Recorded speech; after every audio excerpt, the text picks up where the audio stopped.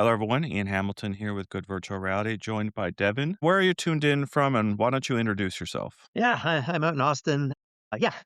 Devin. I'm the CEO and founder of AstroBeam, and then formerly I was the co-founder of Owlchemy Labs. We made job sim, vacation sim, and now I'm working on AstroBeam and working on solving voice in video games, so allowing you to speak naturally to NPC characters in your game. Yeah, I'm excited to talk about Stellar Cafe here. I had quite the experience in that when I tried it late last year, and as I've described, I've never had more emotions in a shorter span of time than I have playing at Stellar Cafe.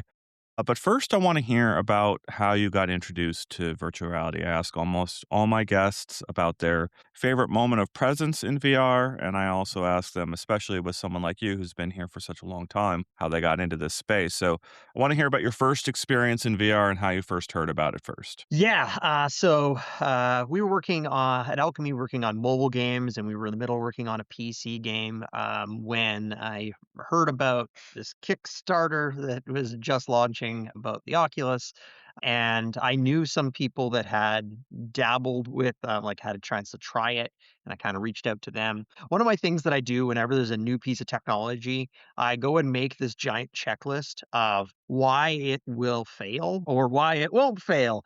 So VR, like, I knew that it had tried to be birthed a couple of times. And I just made a list of every reason I could find of why it failed before and what was different now. And so I made this giant spreadsheet as I do, and I go through and I was like, oh, wait, yeah, there was a problem with compute. Oh, man, compute has got so much better, particularly on the GPU since the last time. Oh, like sensors. Oh, man, Wii Remote, all of a sudden, accelerometers got really cheap and really small. And I just kind of like picked apart all these things. And then when I got done, I was like, oh, it's gonna stick this time. Like, this is has a real chance of just being a thing forever now. And then that's when I went to, my other co-founder and said, "We are pivoting and doing VR." And he's, "What are you talking about?" And I'm like, "No, trust me." And then that's where we paused our current project and then built for the Awesome, which was a base jumping game that we had worked on that was on Steam. We made a port over to VR, and so you're, like, base jumping in VR, and then we put that on the Oculus Share store, thing, and it became the number one thing on that store, and then that was like, "Okay, the signal here is that we seem to be able to align with the kinda things that are gonna work in that space," and then it was like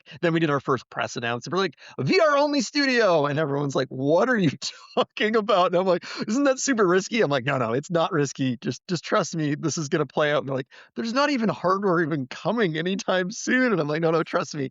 We got this." I started off my independent publication, Good Virtual Reality, with Andrew Ike. I reached out to him and asked him, when do we get to a billion users in VR? And this is after we've both been on the journey of this for a decade. And he's like, I've done the math. I've looked at every other technology, and it takes 30 years from the first consumer thing. And I'm like, wait, let me look up in my head when that is. It's 2040 you're talking about here. And he's given some credit to Meta for shaving some time off of that.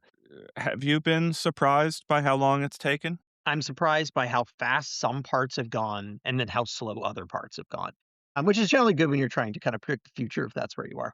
We went way faster to all-in-one mobile embedded devices than I thought. Like, I thought that was probably gonna take another 3 plus years, and I didn't realize that we would get there quite so fast. I think it's quite shocking that what ended up happening was we had PC VR games, and then with a lot of really smart people working on things, we got mobile up to the same level in just a couple of years, right? Clearly, there's stuff that you could do on PC that you wouldn't be able to do, but roughly from an average consumer looking at things, like even like we were posting things from like Vacation Simulator, like at Quest launch, right?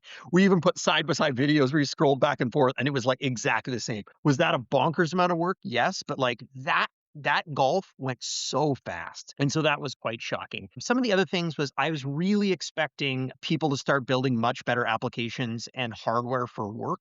side stuff. Like I was expecting us to already have been at that point, that there was a device really tailored towards meetings and stuff like that. And that just didn't materialize in the way that I was hoping. I mean, we will get there. It's just taking a lot longer. So yeah, there's different pieces that are going slower and faster than others. You went from this awe experience to job simulator. Talk about that period in between those two. I know you got a Vive kit very early. You were one of those early teams to get that. So what was the journey to get that kit and go from Oculus dev kits to Vive kits and that sort of thing? Yeah, that was a wild time. So we shipped off the Awesome. So it was the first, also not only an Oculus Share, but it was Half-Life 2 you could play in VR, and you could play Off of the Awesome on Steam. Those are the only two games that you could play. And at the time, it was a weird time too, because people were releasing little experiments, but it was like, okay, boot it in PC, you go into menus with your mouse and do all this stuff. Then you put your headset on and like, it's gonna be like all in. And so then what ended up happening was shortly after that, Valve did this Steam Dev Days thing and had a huge track for VR. And we were talking to them about, hey, like, is there an opportunity where we could like talk about actually shipping a game on Steam in VR? Because like we're the only ones that have done it. And to their credit, they were like, yeah, that sounds awesome. And so I got to be up there, and it was like, me, Michael Abrash, and like it was like Palmer Luckey. It was like all of us like in a group, and then it was like us. We're like, hey. And so that kind of definitely bought us a lot of credibility that, hey, we knew what we were talking about and we were like really passionate about this stuff. So when Valve started working with HTC, they called us in the first group of 10 companies to kind of talk about this. And then they asked us, would we be willing to make a demo for this, because we're going to show it at GDC. And so Valve is just a very, very unusual company, because traditionally what you do is like a company would be like, we're doing this thing. We're going to make you sign all this paperwork. Then we're going to figure out if we can legally get you this headset. And then we'll see if there's a way to cover some costs and like do this stuff and long time horizons. And they were like, could we just send you hardware and you just make us a demo and we'll show your demo at an event in 3 months? And it was like, yes. And not every company could do that, but we're like, yeah. And so we decided that we were going to put everything into it. And as soon as we got the headset, we were going to run. And at the time, my wife was 8.5 months pregnant with twins. So our company was remote. The four of us were all in different locations. So we're like, I can't fly. And so what we ended up doing was we flew the three others to my house, and we went into the basement and we built the prototype that we showed at GDC in 1 week. Went super, super hard. And before that, as people were coming, I just started experimenting with like stacking blocks in physics and stuff, because there wasn't even any demos. Like Valve just like, here's headset, it boots in Unity, like you can do things. So I like built blocks. I'm like, oh man, this is probably one of the first people to actually like do physics stuff in a modern VR headset like this. And so I was Wired like, oh yeah, controllers at the time on that first unit? Was it? super wired. There was so many cables. The controllers had multiple cables coming out of them, because they had one USB for the tracking, one USB for the buttons on it, and then there was another one for power. And so it was like a mass of cables like this by the time it went out. And it was like you're pulling around this thing. It was like it was pretty comical. And the thing constantly was electrocuting us. Every time you touched your headset, it'd be like, and it was like, yeah, it was like, but it's like, this is so awesome. So I don't know what that says about us. And we're like, we'll keep doing it. I've heard a lot of stories about those times in the garage when you were sort of doing it that first bit. Do you have any standout memories that you want to share from that time that are like, yeah, stories from that time in that garage? It was so interesting to push everything as far as we could, as quick as we could, right? One of the things that became a thing for a long time was like tomato presence, which is this concept of just hiding the hands when you grab an object, as a like really efficient way of being able to develop content stuff. Like that was like, shit, we like learned that in that first week. We kind of like figured that out, because we were trying to do all this complex hand stuff, which turned out everybody else was also trying to do. And then we just like, we're trying things. We're like, people didn't even notice. We went and did tests, and people were like, what do you mean my hands weren't visible the whole time? Right? We're like, oh yeah. So like things like that were just like super fascinating, like through that whole early thing of just like having an idea, trying it and seeing what reaction that you would get out of it. We built an early window washing game in that first week, where you pulled a lever and you went up the window and you could squeegee. I'm like, this is great. And then like as it came up, it like crested over the top of the skyscraper, and Harry, our art director, was playing, and she would and then like fell over in the space, and we're like, oh, there's some things you can't do in VR. But one things that I like we challenged the team with was I said, if VR is going to become mainstream and it doesn't just become this instant thing that everyone's like, I don't like that. We needed to be able to make things that an average person could play without being sick. And so that's what Job Simulator was. Like, how do we figure this out and work that whole thing through? And we ended up being very successful in that. I want to ask you about your favorite moment of presence. Is there a favorite memory that you had in headset that comes to mind? Okay, 2 that I can think of. The first Valve positionally tracked demo. So they made this room with QR codes painted all around it, and then they had lots of cameras on the headset, and there was no, like, hand controllers or anything. You just, like, walk around in a physical space. I got an early version of that. Everybody else that also did it that same time came out, and Alex, co-founder, is, like, referred to it as, like, a come to Jesus. It was like, "Oh my god, I've seen, like, the future." And for me, I had just the absolute opposite effect. Like, I was like, "This is incredible," but I was so sad because I knew the state of positional tracking from a technology standpoint. And I was like, I don't see in the near term how we can solve this because the compute for optical and the algorithm for optical is clearly not there yet. Like magnetic stuff is really brutal at range. And I knew too much and was like, ah. And so anyway, I got really sad for a while there until Valve went and pulled me aside, a little bit later and was like, I'm going to show you how lasers work. And it was like, oh, okay. This is not a path of positional tracking that I would expect. And then when it comes to presence, like there's so many like really powerful things. In early job sim development, we had this game jam. I was living in Canada, just outside Winnipeg, and we went down to Austin to do the game jam in person. And we were building an early version of the convenience store. And so just testing and putting the headset on the whole time, time and time and time and time. We built this whole thing. It was great. I flew home and I booted up the game and I put it on. So I was back in the convenience store. And when I took my headset off after that, my brain was so confused that I wasn't in Austin because I had linked all the presence of convenience store. When I'm in convenience store, I'm in this Austin space that I realized that, like this opposite effect. Like I had linked spaces between VR and real world. And I was like, wow, like that's really showing that like this is making a really deep impact on your brain of like an actual physical space, not like just something I'm imagining myself in, but like really cementing a memory as a physical location that I am at. I have a distinct memory of I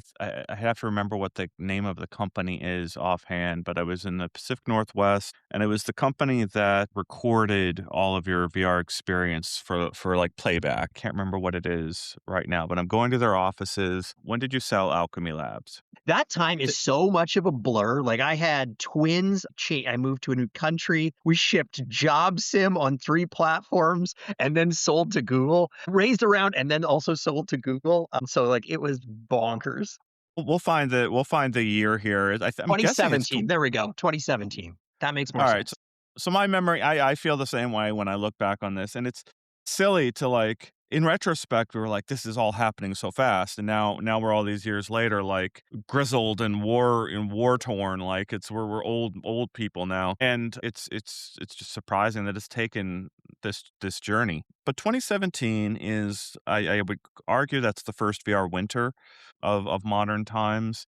Yep. And I was going to this demo recording full VR experiences so you could like play them back later in multiplayer. And they'd built their SDK into a bunch of apps. And I'm going to their offices, and as I'm walking in, I see, oh, Alchemy has sold to Google. And I'm like, wow, wow. In retrospect, being the VR winter that it was, and given that you're at the forefront of sort of this wave of stuff, why did you sell? Can you walk through how that process worked for you? We were in a really good spot when we raised our Series A. Before that we'd fully bootstrapped. We had bootstrapped for the last like 6 years.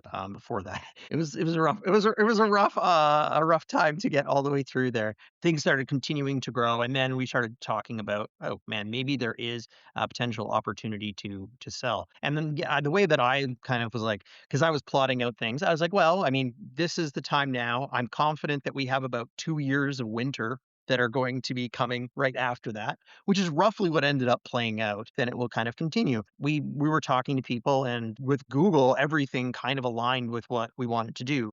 That changed, but at the time, they were also very like excited about what they could kind of do in the VR space.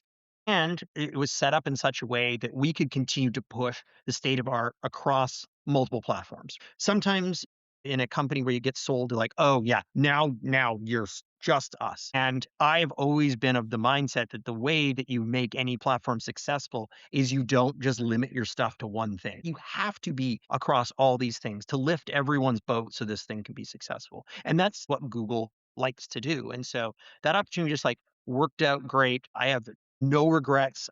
I worked within Google for 5 years. Alchemy grew a whole bunch, shipped a whole bunch of stuff, and pioneered a whole bunch more stuff after that. So, like, yeah, it's definitely no regrets, and that worked out really well. Yeah, you said, obviously they changed their plan, they did Daydream. Job Simulator was never on Daydream, right? Because it didn't have 6 DOF in a shipping Yep. product, right? Yeah, and, like, to Google's credit, when we were talking in the days, they were like, "Oh, what about this?" The thing needs to be good enough. You shouldn't ever make something bad to just get something somewhere, right? It needs to pass that threshold, and so told them, it's like, "Hey, this won't work unless there's a 6th off," and then to their credit, they're like, "Oh, that makes sense, and, we'll move forward," so, Hmm. There's so many other things in that time period. Tilt Brush got acquired as well, and then yep, open sourced after all those years. And one of the co-founders there saying this is immortality. The day that they open sourced it and basically exited active development. And I still see that software today living on in various forms inside of my favorite example is Figment XR, that developer out there being a one man army there building out that platform and you dig into it far enough, there's Tilt Brush, all of Tilt Brush is in there, and you can yep. revisit those experiences from Tilt Brush. Yeah, and to the credit of that team, like, open sourcing something is hard. Open sourcing something within Google is super hard, and the fact that them and Google put in all that effort to make sure that that was available for anybody that needed to use it in the future is was a great service. Mm, yep, agreed. So Alchemy sort of you branch off from Alchemy and I've watched their journey. They're doing dimensional double shift today and I can see a lot of the things that you left behind there. There's Job Simulator has hand tracking support on most platforms and on Vision Pro it feels like the same darn experience except it's got no controllers in your hand and that's wild to kind of experience. Yep. And then in Dimensional Double Shift, I see some amazing things being done, some really, really cool work being done there. AstroBeam, how does it come together and how is it different than what you did with Alchemy? Throughout my career, I've always been super fascinated with different input schemes. So early stuff, like at a company, I was working on touchscreen stuff before phones had touchscreens, and like I was like, oh, that's super interesting. And then through early Alchemy, we were working on a lot of weird touchscreen stuff, and then games with like single buttons and stuff like that. And then that took us to VR. I was like, okay, yeah, great, lots of new input stuff, and then continued walking that through. And then when hand tracking, I was like, hand tracking is going to be a thing. I know it's going to be a thing now. Then it was like, okay, let's focus on that and kind of solve those problems. And so then we worked on a whole bunch of multiplayer stuff, which dimensional double shift is taking and running with. That game is so complicated when it comes to that style of multiplayer with that complexity of interaction with hand tracking. And so then I was kind of thinking about kind of what did I wanted to tackle next.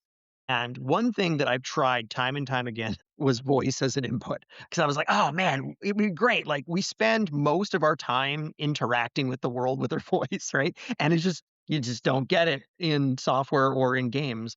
And I was like, oh man, hopefully we can solve it. But every time I tried it, it just like instantly fell apart. I'd kind of make a demo that I'm like, it kind of works for me. And then I'd like demo it to somebody, it'd be terrible because they wouldn't say the right words in the right order or whatever have you. And so I realized that there was kind of going to be this inflection point. So this was about, just about 3-ish years ago.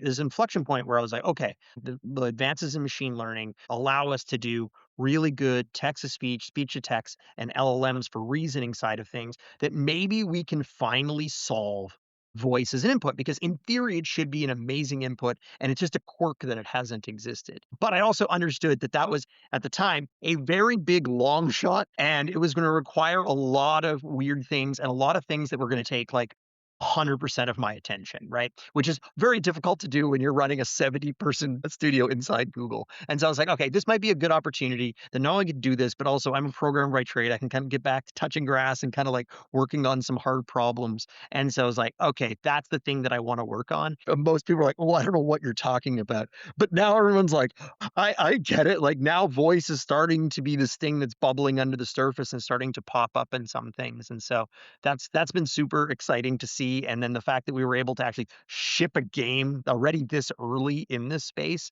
and allow us to kind of now have all the knowledge to work on the next thing has worked out so well. So, Stellar Cafe is the game you're talking about. Came out late last year. I can see the influences of Job Simulator in it. From I think you use some from Alchemy's tech, if I recall Yep. correctly. For some of the hand trying stuff. Yep. Yeah, so there's that layer of it, and then there's this visor you can sort of summon at any time. Just say, "Hey, visor," and it pops up to be your aid in the space. And then you're also disarmed in a way because you're suddenly realizing you have this whole tool to get around. You say, "Go over there," and point, and you go over there. I remember I tried a very early version of it, and only half of this stuff was there. You got a lot of it in place by launch.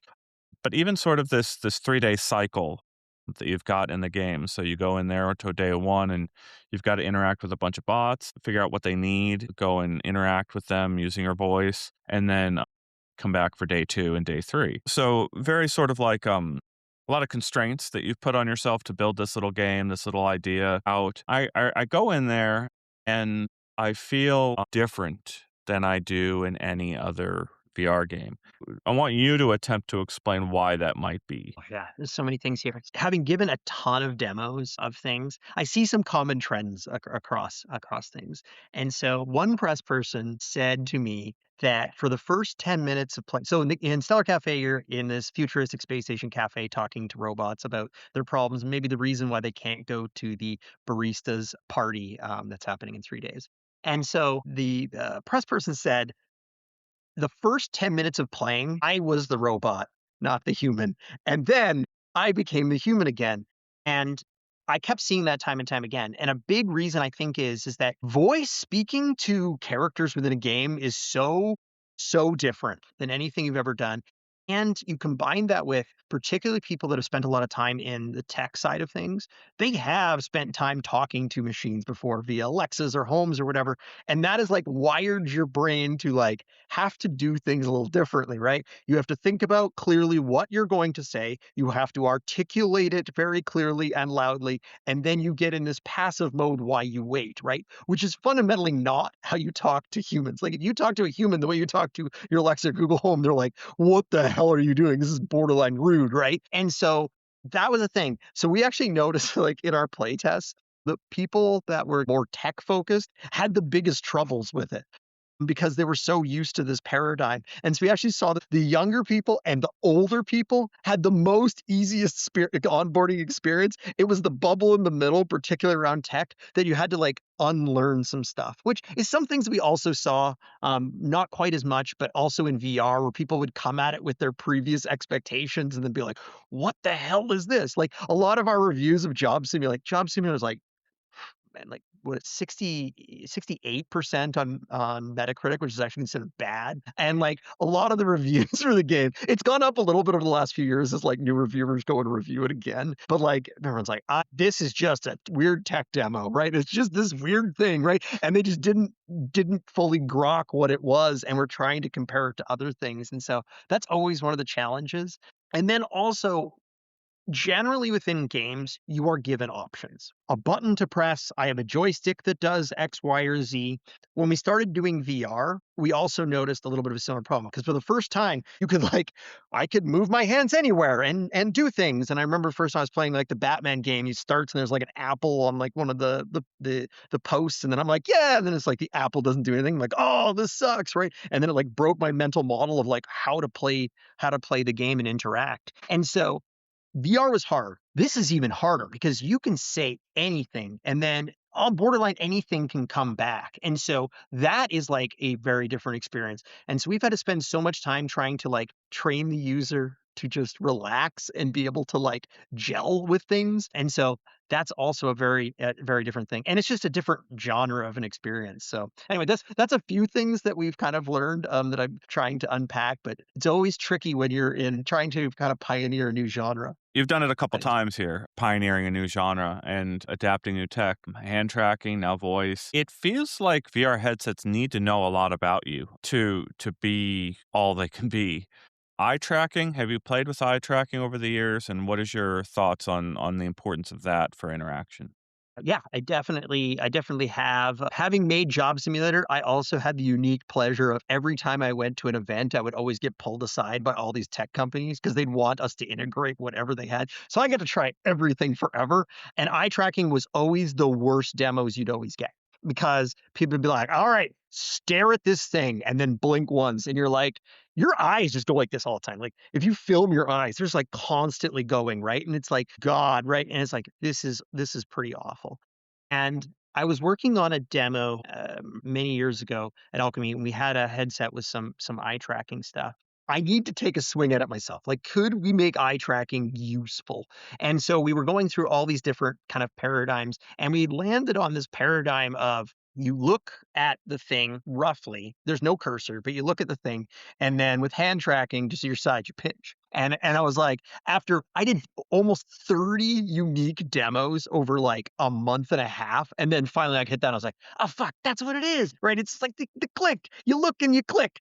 And it was so great. And then I was so delighted when Apple was like, you look and you click. And I was like, thank goodness. Like, this is a really good paradigm for complex things, keeps your hands down. Like, I'm a big fan of like interacting things with your hands, but you can only ever do that for a short period of time. Like longer experiences click. And so I think in those things, it's interesting with characters, like NPC characters, being able to kind of track where your eyes are is going to be definitely helpful of like attention. We already do that a lot with your head in Stellar Cafe. Like we're like, what are you paying attention to? Are you meaning to direct the conversation here? Are you like looking at this object? Like what are you intending to do? Eye tracking would be another bonus level of it. But one of the things that isn't as big of a win as people think is that generally when you look, your head tracks immediately following.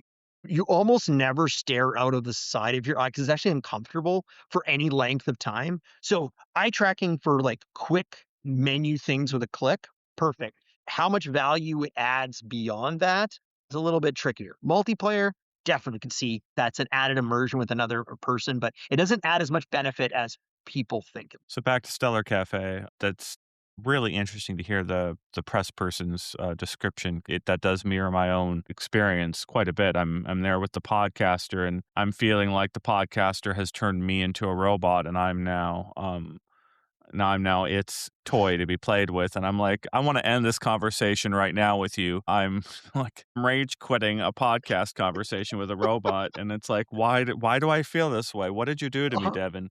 Uh-huh. Yeah, no, it's interesting. All different. It's different. It triggers different parts of your brain. This speech part of things that we just haven't had a chance to experience in interactive media before. So, what are you thinking of now with what you learned from Stellar Cafe? Where do you go? Where do you go next? We built so many tools over like 2+ years to actually allow you to make games with this because it is so difficult, right? Because we can't be like, if the user says this, then do this. If the user says this, then do this. We can't do that at all. So right, we have to like think through what the characters' motivations are, what their goals are, all of that stuff, and then test a whole bunch. And so we learned a whole bunch of stuff like how to build good characters and stuff like that. Like our first character, like even the one that you like talked about, like that very first character took us 5 months to build. Like it was like so hard to build. And then some of the ones in the last days in day three, like I built one in 4 days because it was like, I was like, okay, I understand all the gotchas. We had built all the tech and stuff like that. And so with the next game that we're working on now, it's like, okay, we have all that. Now, how do we kind of bring this up and make this something bigger and more dynamic? Because one interesting piece of feedback that we've got. So one group of people come back and they're like, okay, I don't feel like I have enough direction in this game. I want a checklist of goals, right? And then another group is like, I wish there was no objectives and I could do whatever I wanted, right? It's just so fascinating that like they seem polar opposite. But what we've kind of learned is the actual answer is more that people want freedom, but feel like they know what they could and should do, right? So that they can then kind of figure that out for themselves. So no one's looking for a say this, say this, say this, say this, right? That's terrible. But also, people aren't looking for sandbox only. There's no game here. It's just do whatever, right? They're looking for kind of both of those. And so we think we have a really good grasp on that now. And we've come up with a really good game design that we think is like going to hit all those marks. It's much bigger and much more ambitious than Stellar Cafe was. You said something, I recall you saying something to the effect of, "If you knew how hard it was gonna be, you might have done something else," when you were embarking on Stellar Cafe, and you still got the game out the door, right? Like, you still built something. Yep. I gotta ask you about the reviews and sort of the reception, and you also launched at a really difficult time. I mean, like, you hit Oh yeah. I've talked to other devs who released at the end of 2025, and that's, like, when Meta is still doing its Horizon Worlds experiment, Yep. pushing Horizon Worlds in front of every bit of store content. You got a whole bunch of kids who don't have a lot of media literacy popping in there looking for something to play, very specific genres of games that they want to play. You know, the people who might want to try an experimental game having a tough time finding your game. Like I'm assuming Yep. there's going to be a non-zero number of people who listen to this podcast who will discover for the first time that there is a game on the Quest store that they can interact with entirely from voice alone, and that's part of the reason I wanted to have this conversation with you is Yep. it's such an important piece of experimental software that has been buried by an avalanche of other stuff. So, what was it like to release that at the end of last year and the critical reception that you saw for it? Yeah, so, like, the reviews were way better than I expected, right? Whenever you're launching something that's brand new, I'm always expecting, like, Job Simulator, like, the flood of, like, bad reviews and stuff like that at the start because people are like, "I don't know what this is," right? And so that is what it is, right? But the reviews have been great. Like, the amount of people that are, like, in the reviews are like, "I just tried this out. I didn't think it was gonna be, and holy cow, right? This is amazing," right? And so that's been awesome. Like, I think the reviews are like 4.5, 4.6. So for like a new genre is wild, particularly one that is like doing a brand new style of input. And so that's been great. Yeah, the timing of that time pushing VR things, particularly something that was like, paid and casual. Like we were like, that is not the kind of Venn diagram of what was looking for stuff. But from our standpoint, it checked the boxes that we needed to, right? It gave us the indicator that the people that played it just loved it. We know that our entire server side stack can handle actual live players and scale up and scale down and do all that stuff because we have built so much server side infrastructure for this game to make this work because it is a bonkers amount of tech that is going on behind the scenes, and it proved that our ability to make and ship games with this is going to be possible because one of the things that I didn't know was, is this gonna be one of those things that we can get a game to like 80, 90% and then that last 10% is impossible, right? Because if you can say anything and the game can do anything back, like, is the game just gonna be a buggy mess where it's like, well, if I said this, then the game doesn't do anything and it crashes or like does whatever. And so we proved that we could get over that finish line, which was the signals that we needed to be able to kind of amp it up and kind of go for something bigger for the next game. Interesting. Are you thinking of VR for the next game, and how do you think about the VR market as it is in 2026? Yeah, so the next game that we're working on, we're thinking about it being PC on Steam. But that said, there's some things that it might be a very good fit for VR. We're not sure.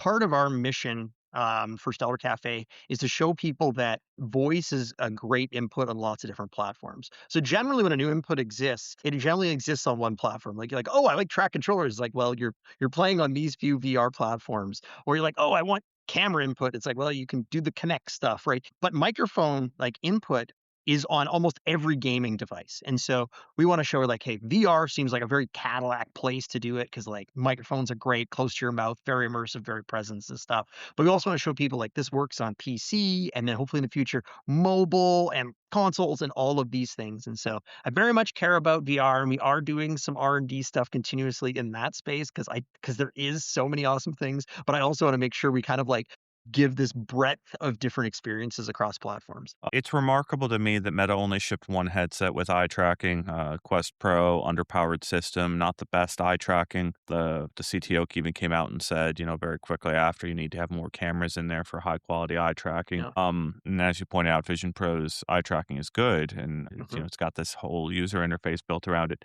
But then I look at Steam Frame that has eye tracking as a fundamental, it's just a Yep. permission you can ask for as the dev and not hand tracking, right? Like there's no announcement of hand tracking on the system. So you've got to combine potentially eye tracking with controllers. It's not still not the dream system of like robust everything. Have you played with eye tracking in that sort of scenario? Or like what I was trying to get at there is on Vision Pro, the eye tracking is pretty limited in terms of the developer access. Yep. So it's very good eye tracking, but you as the dev, like you can't really play with it the way you need to like attach intent to what the dev is doing. I assume you can probably do that on Steam Frame pretty effectively. So I'm Yep. wondering if you're playing with that area yet and if there's anything interesting there. Yeah, eye tracking is just one of those tough ones because, like as you mentioned, like Apple Vision Pro, great, but your developer access is so limited, right? You can't really do much with it. And then other platforms don't have it. And particularly if you're trying to build something that is multi-platform, that's a real bad one, right? Like eye tracking is not only does not every platform have it, different ones have different permissions and stuff like that. So that one's tricky. I wish that Steam Frame had great hand tracking because then it would be like just a very all-in-one kinda can capture all of these things. I do think that's a missed opportunity there, but we will see what the future brings. What are your favorite games in VR headsets? Which games have I went back and played the most? Super Hot, Beat Saber, and Alex. Half-Life Alex, I got a little bit like before Half-Life Alex came out, I was like, I don't know if it is going to be possible to actually make a really big, high quality, like what you'd expect at like triple A game in VR that you'd want to play. Like, is that just going to be like it's going to cost too much, take too long, whatever?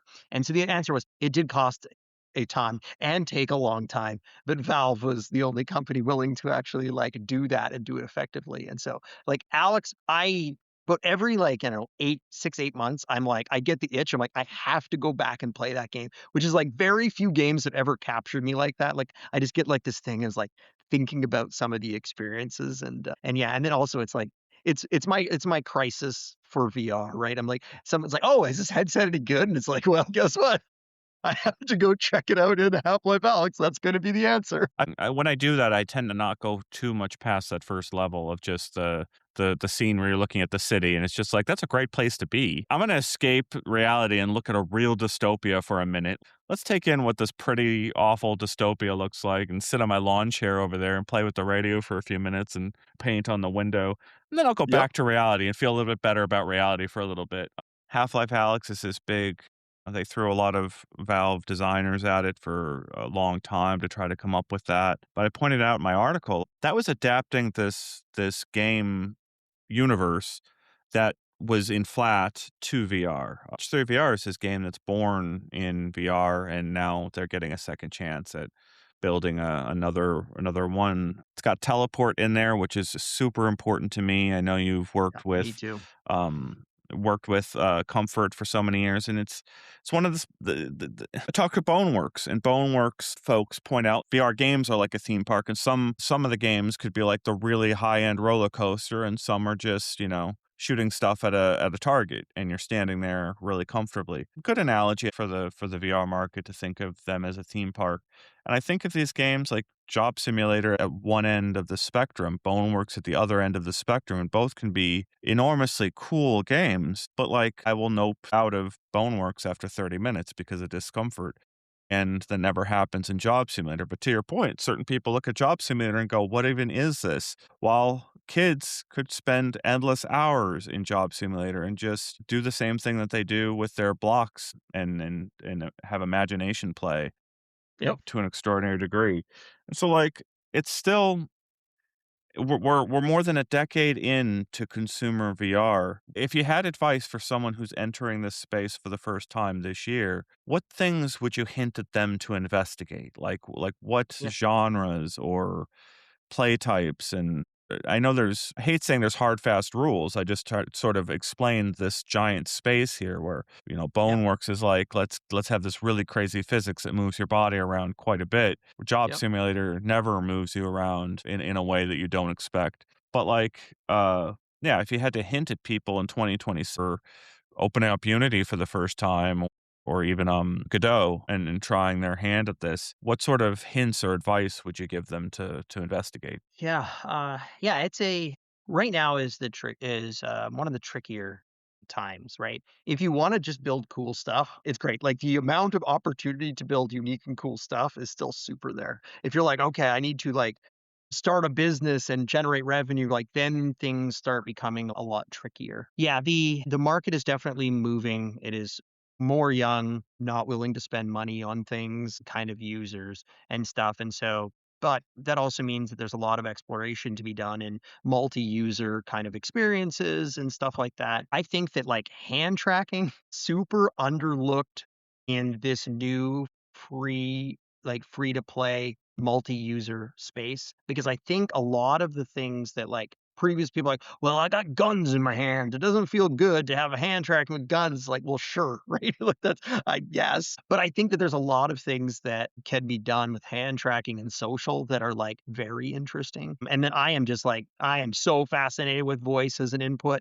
And I think like there's so many opportunities to do novel stuff in VR around voice as input. So yeah, it's a tricky space because generally the folks that are making money in free to play, but then you have to make something that's going to be big enough and then sustain people for long enough and then get enough people to pay when there isn't that many headsets on the market. And so we're in this like period of time. But if I kind of look back through history and like one of the things that I think about a lot is the game crash in 83, right? Where my mother, she had an Atari, she played arcade games, and then all of a sudden that crash happened, and then she just never played games again, right? It just lost on that generation. So one thing that I am a little bit worried about but it'll correct itself, is that we lost what would be the mainstream, right? And that the thing that's going to pull it through the other side is the same thing that happened in video games, right? It was me, playing a Nintendo, being young, and then growing up and demanding like all of these things that are really big, right? Those VR users that are young now are going to end up being older and having disposable income and all of that stuff.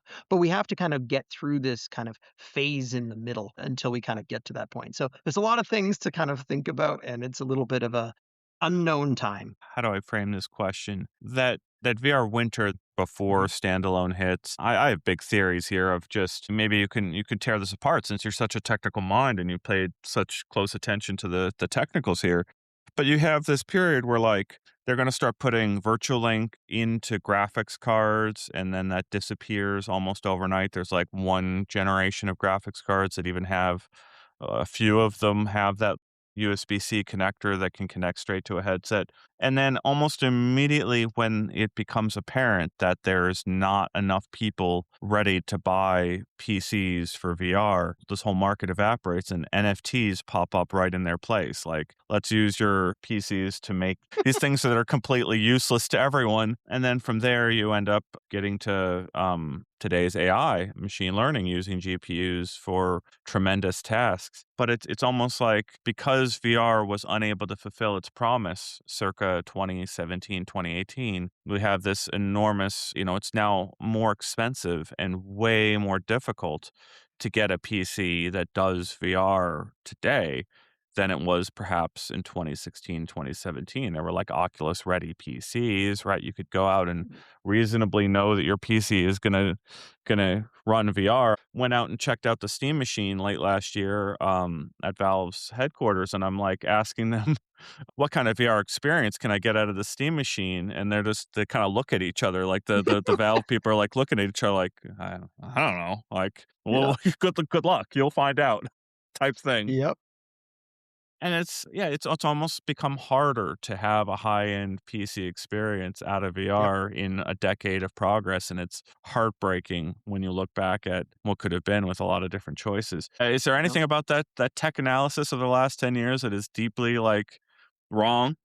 So there was a fork in the road, right? There was this fork and it was contentious at the time of like switching attention towards a standalone device that's trying to be a universal like compute style device versus like VR on PC. And so I know some people are like, well, if we would have picked that path, like things would have been better. I don't think that that's the case. One of the big issues is that unlike mobile, when mobile hit, everybody kind of looked at mobile and was like, whoa, like, this is how mobile worked. And it went up and games made a whole bunch of money and stuff like that. And the big difference was VR wasn't replacing something that you already had, right? It was an additional thing. That is always super hard to sell. And it almost never happens, this brand new product, right? And so like that's already a thing. And then had we tied it to PCs, the amount of users that would have been in the pool would have been so much smaller. And then the bigger factor is that games got more expensive to make. With mobile, they got cheap to make. During that initial phase, it was like everyone was like, "Hey, I made look what I made in 2 days. I made this thing, right?" And like making money. Like VR games to do a quality VR game, it's like 3 times the cost of like a traditional game, and sometimes much more. And so that just puts all this pressure on that ecosystem that it can't support. So in the path that we stated in VR, it wouldn't have been like this, right? It would have been like this, but our curve would have been way lower than it is right now, right? Would it have been as traumatic on these ups and downs? Probably not. But we wouldn't have touched nearly as many people, and we wouldn't have brought the new generation along for the ride because it wouldn't be the kids that are currently playing today playing VR because VR would have been too expensive and outside of their ability. And so I Uh, think why this has not been the smoothest path and it wasn't possible for general computing to exist on standalone devices the way that a lot of people thought or hoped. I think that this path is still the path that gets us to much bigger adoption over the shortest period of time. the sky is the limit here for Apple in this space, in my opinion. If they can really get you rendering some incredible things over on that Mac sitting right over in the corner of your office on an M5 with a huge amount of RAM.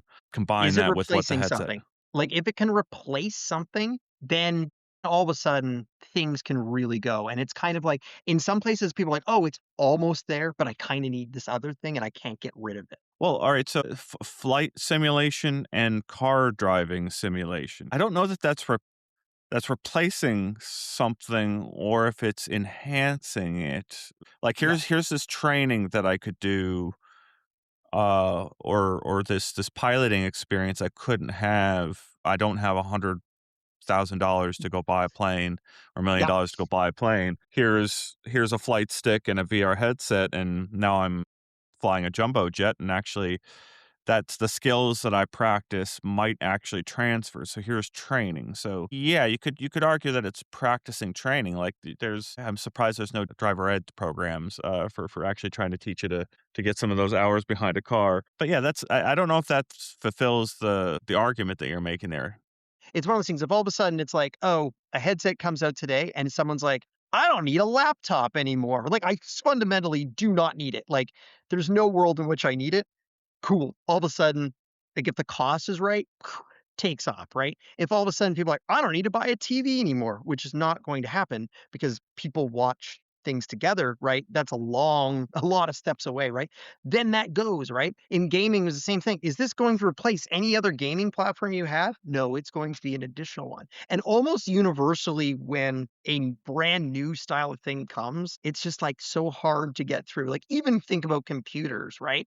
That was a brand new thing, but also my parents bought one because they had a typewriter and it was easier to like erase stuff on a computer. So even for them, it was like that typewriter immediately just like gone, right? Now we have computer, right? And so it's that that's like being a like a lot of people as soon as they got AirPods, it was like every other thing in the garbage, right? You covered a lot of ground in that, and you're pointing out a lot of really valid things. The Vision Pro does not replace anything, except it comes so close in Yep, yep, multiple avenues. Like what I put on the Vision Pro to watch a 3D movie synced to my partner watching a 2D movie sitting right next to me. Yeah, if that were work if that's software worked really well, that'd be a pretty yep, cool experience to have a yep, 4K 3D TV on my head with my person sitting right next to me. Then, yep, the computer, right? Like, I can't quite run my Mac apps on it. I can almost do it, so I'm always pulling up Mac Virtual Display, and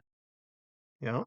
the virtual keyboard is not quite there, and it's like 80% of the way there, right? Like, we're almost there. So I'm torn about this situation that we've got. The Galaxy XR headset shipped last year, and I met with them in late 2024 to try it out, and I'm, like, really irked that it's got this hard back on it, and I can't lay down in this headset after I've been laying down in my Vision Pro for, I don't know, half Yeah. a year or whatever at that Yep. point. I started off my podcast with Doug North Cook, and he described them as, cursed objects. Every one of these headsets is a cursed object. It gives you incredible power, but there's Mhm. something it takes away from you. Uh-huh. And you're absolutely right about it needing to replace things, but, like, is it the 2040s when this becomes mainstream, or is it 5 years from now? What is your gut telling you? It's gonna Where does be this happen? it's gonna be a longer road, right? There's only 2 paths, right? A new style of headset, unlike the things that we currently have today, all of a sudden comes to bear and it solves a vertical and replaces something, right? Someone makes the perfect set of glasses that I put on, and instead of doing like screen length like this, I'm like, no, I do every meeting where I actually look at the person in 3D and we do that. And that's far better any screen. And then I don't even bother. I have like 2 computers. I don't even bother with this computer anymore because it's like, oh, that's a far better way, right? That could and it's cheap enough and easy enough and all of that stuff, right? That's a path, but like that's a hard path. Like all these things need to align to like do something in a really meaningful way there. Or the path that I suspect is probably more likely is that the kids that are currently playing right now, they get older and then they just demand all the stuff and then they demand things with money, right? Like demanding things and not having money, it's really hard to drive things forward, right? But like I play a lot of boomer shooters and I know that they exist because a lot of the generation of that is like, I will give you whatever amount of money you want to make this game kind of a thing, right? And so like that does have power behind it. And so I suspect that when those kids get used to like the VR, like kind of the social interaction that they can't get it anywhere other at place, right? So it's not like it all of a sudden is replacing something for them. It's just like nothing else offers anything like this, and it's now core to how I interact with things. Like I can't go back to a world myself without a phone. That's I couldn't ever fathom doing that, right? Could my parents do that? Well, at least one of my parents could definitely do that, right? And it's like, well, I kind of use it, right? And so I think that is going to be the path, but it's unfortunate. That one's going to take a little bit longer. And so we're going to be in this little bit of a phase for a little bit Uh, that it's a little bit trickier to deal with things. But things sometimes change real fast. Like back to like the 83 example, like, Atari and that whole ecosystem just